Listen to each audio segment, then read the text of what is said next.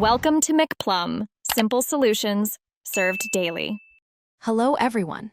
In this video, I will explain how to get your WordPress username and password from Cpanel. This process is incredibly helpful if you've forgotten your login details and the standard password reset options aren't working for you. We'll walk through accessing your Cpanel, finding your database information, and then using phpMyAdmin to retrieve your username and set a brand new password. It's a straightforward process that will get you back into your WordPress site in just a few minutes.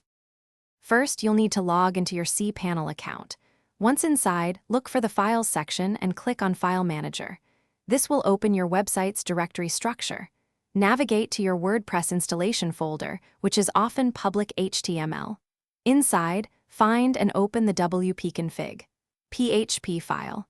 This crucial file contains your database connection details. Look for the line-defining DB name. The value next to it is your WordPress database name, which you'll need for the next step. Now that you have your database name, return to your Cpanel dashboard.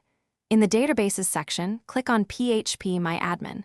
On the left side, you'll see a list of databases. Select the one you identified from your wp-config PHP file. Once selected, a list of tables will appear. Look for the table named WP Users. The prefix might vary, for example, WP Users. Click on it, and you'll see a column labeled User Login, which contains all your WordPress usernames. To reset a password, stay in the WP Users table.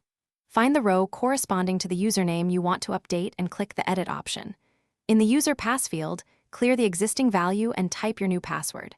Crucially, from the function drop-down menu, select MD5. This hashes your new password securely. Finally, scroll down and click the Go button to save your changes. You can now log into your WordPress dashboard with your newly set password. Thanks for watching. Stay juicy and subscribe.